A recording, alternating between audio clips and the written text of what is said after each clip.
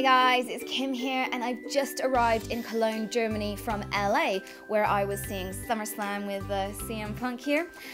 It was a long flight, oh god, you know, coming all the way from LA to Germany. But I'm here now, I've arrived, GamesCom hasn't begun yet, but tonight is the Xbox One party and I'm really excited to attend. I managed to get myself an invite along with Martyn, Kaeyi, Strippin, Sjin and Turps.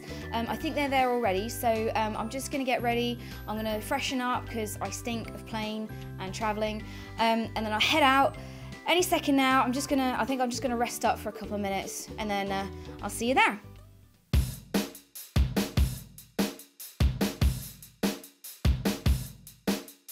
Loud music, games and alcohol, this is the Xbox One party. The big question here is not is when the Xbox One coming out, it's where's Kim? Because she's not playing Project Spark, she's not racing, she's not over there. I don't know where she is. Hi guys, I'm here, I'm doing Project Spark, I'm at the Xbox party, it's insane. Where the fuck's Kim? So I'm here in front of Kim's ride and she's nowhere to be seen. We're all here, Kim, where are you? Kim! Kim! Kim! Where are you?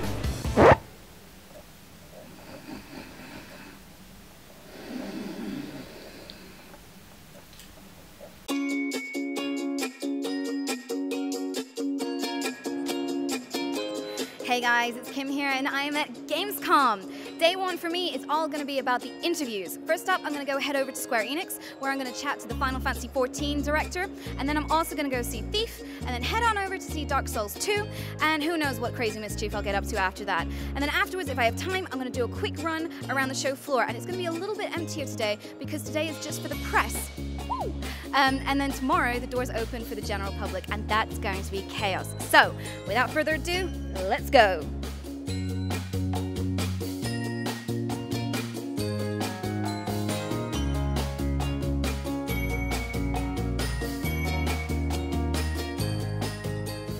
Hey guys, it's me again and I'm here with Naoki Yoshida, who is the director and producer of Final Fantasy XIV A Realm Reborn. Hi. Hi, nice to meet you. So as you know, I've been doing loads of Final Fantasy XIV coverage at the moment. I'm so excited for it being released at the end of this month. So recently we've just finished the 4th beta test, which just happened last weekend. So first of all, how is that for you? 僕らの予想を上回る数のプレイヤーの方がダウンロードして楽しんでもらえた。でその中で1点だけ、新しく作った NA それから EU 向けのデータセンターでものすごい、アクセス数による最後のテストが行われたので、そこに関してはすごい良かったですし、何より嬉しかったのが北米の Amazon の予約ランキングがいきなり1位になったので、ベータ4終わった直後に。だからそれだけプレイヤーの皆さんに改めて期待してもらえている結果が出てると思うので、そこはすごい良かったと思います。One thing I found playing through the beta test was that Final Fantasy XIV is very intuitive towards people who are new to MMOs. So it was very good at explaining just even the basics, so things like emotes and what instances and raids were, which I thought was fantastic because I mean I've played so much World of Warcraft but I never felt I really understood it until I played Final Fantasy XIV. Did you intentionally go out with a decision to make it more friendly towards people new to the MMOs, or did that just happen almost accidentally? いや、意図的にやりました。特にやっぱりそのファイナルファンタジーシリーズってオフラインでしかプレイしたことのないプレイヤーも世界中にたくさんいて、で26年続いてきているフランチャイズなので当然新しいお客様もたくさんいる。でそういう人たちにとってはファイナルファンタジー14が初めてのオンラインゲームになる可能性が高いし、あとどうしても今までその FF シリーズではあるけど、例えば11はオンラインだからやらないようにしよう。でも今回改めてその PC だったりその PS3 でも遊べるっていう状況の中で、本当に初めて MMO に飛び込んだ時にやっぱり僕にはプレイできないゲームだって思ってしまうと MMO ユーザーが増えないので、なんかそこは僕自身がハードコアな MMO プレイヤーでもっともっとたくさん MMO を好きになってくれる人が増えてほしいので、本当そこはゼロから自分が今まで MMO をプレイしてわからないと思ったことに関してはそのテキストだけじゃなくて例えばクエストの一つ一つでそのエモートのやり方を示してみたり、そこは本当意図的に作りました。本当僕は MMO が好きなので、世界中一人でも多く MMO を好きになってほしいと思って作ってます。So moving on from PlayStation 4 and PC and PS3, is there a particular reason why Xbox hasn't figured in this at all? 僕自身は、以前インタビューしていただいた時もお話ししたと思うんですけど、世界中一人でも多くの人にやっぱり14をプレイしてもらいたいから、当然対応はしたいんですけど、さっきもその PS4 クラスプラットフォームの時にお話をしたように、やっぱり一つのゲームで友達が一緒に遊べることが理想だと思ってるので、今の Xbox ライブの仕様でその Xbox だけで閉じてしまう世界に14を提供すると、僕は PS4 でプレイしている、例えば僕は Xbox One でプレイしているって言った人たちが一緒にプレイすることができない、これってコミュニティが2つに割れてしまうことなので、僕らはそのコミュニティの2つどっちにもお話をしていかなければいけないし、それがすごくプレイヤーにとってあまりいい環境じゃないと思ってるからです。単純にそれだけなので XBOX ライブが外に開いてくれるというか、14はいいよ、じゃあクロスプラットフォームでって言ってもらえるんだったら今すぐでも対応したいぐらい。After fangirling out over Naoki Yoshida-san, I headed over to meet the narrative director of Thief, where I had just one question for him. That is, once I managed to stop being distracted by these guys on the show floor.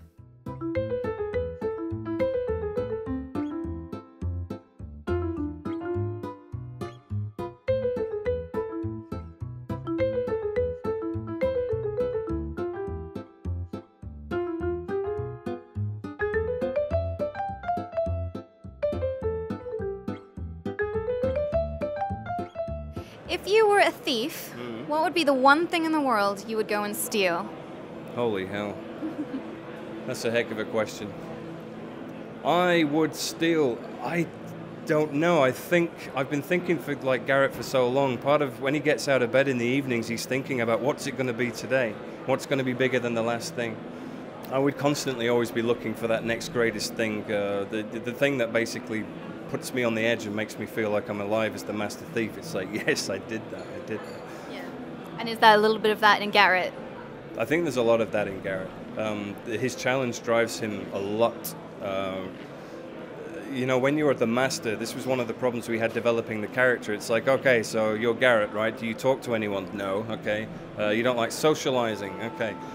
Is there room for improvement? Oh, you're the master thief. Okay, that's a bit difficult. So trying to find all this room for him to kind of grow as a character has been a bit of a challenge, but I think we've found it now, and I'm looking forward to you guys being able to experience the story for yourselves, and I think you'll enjoy it.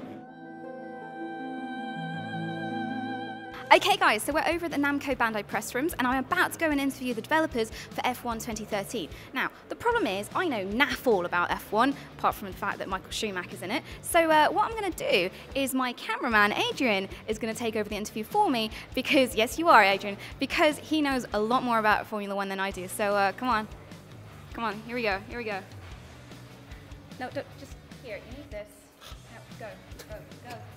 Hi, I'm Adrian. I'm here with the F1 2013 guys. First off, can you maybe talk to me about the things that really stand out to you guys and the things that you're really proud of on this new build? I suppose the main standout feature this year is the classic content. It's something we've wanted to do since we first signed the Formula 1 licence. It's easily the most requested feature we have at pretty much any interview or on Twitter, Facebook, on our forums. So being able to bring classic content in from the 80s and the 90s, both in terms of drivers and cars, and also some classic circuits as well, is a real step forward for us. How difficult was that to put together, and how did you guys actually go about modelling? Because obviously you're very set up and very connected to be able to model the existing cars, but did you actually have to go to museums and drive these things? Did you have to get the drivers to test these cars for you, to kind of certify that they were? Because I mean, my understanding of traditional older F1 is that they were bloody hard to drive compared to what we've got nowadays, and you know, is that reflected in the games? It was really hard to put together, in short, just because of the amount of time and the process of it really. And teams change ownership, some drivers are you know, when they turn into pundits, it's easy because they're on TV and you can still trace them. But some drivers are now show jumpers or farmers, or you know, dropped off the radar completely. One owns an ice cream company, doesn't it? Yeah, exactly. Yeah, it's all quite strange. But you've got to clear who owns the car, which is not as easy as it sounds. And then the sponsors on the car, of course, there's lots of tobacco and alcohol, which you can't do with games. Then there's trying to find and license the drivers and get them interested in the game, and so all these different components. So we started that process back in 2012. A couple of different options are available to us, but I think if you try and replicate a season, not only was it a huge amount of work to replicate all the tracks, I mean that is years and years and years of work. It only takes 1 or 2 drivers to not be interested, or teams that you can't contact, and the whole thing falls apart. But yeah, in terms of reference, like detailed photography packs, and Williams were kind enough to let us into their museums. They've got all the cars from I think 1970s all the way through to modern, which is great to wander around there and obviously take thousands of photos. Recording them is a bit harder, you know. The cost of firing up a Formula 1 car is several £100,000, so to try and source them, and then they break down every 2 minutes or our equipment starts blowing up. But I mean, the guys have just done a fantastic job. You know, we've been at it for a long time, and not only does it sound great and handle great, like you said, the handling characteristic difference between our 1980 Williams, for example, and a 1999 Ferrari, you really get to see how Formula 1 has evolved through those years. And now from fast cars to fast swords, one of which I found lying around.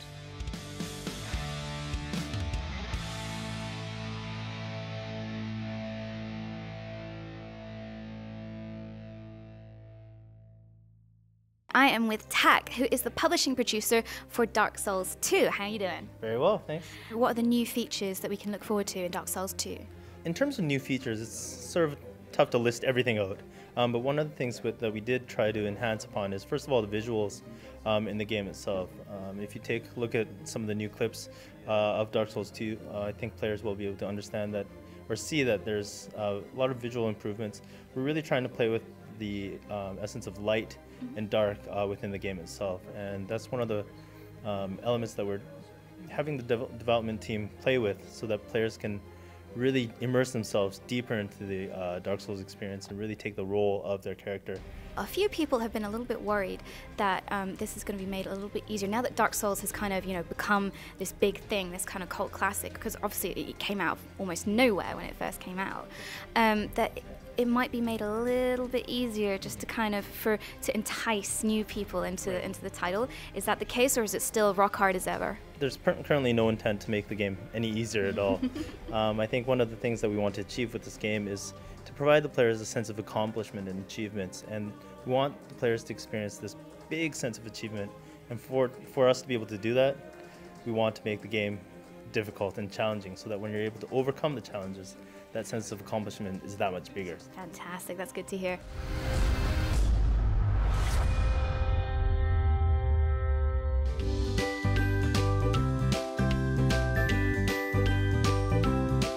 Hey Simon, I found a new game for Truckin' Tuesday!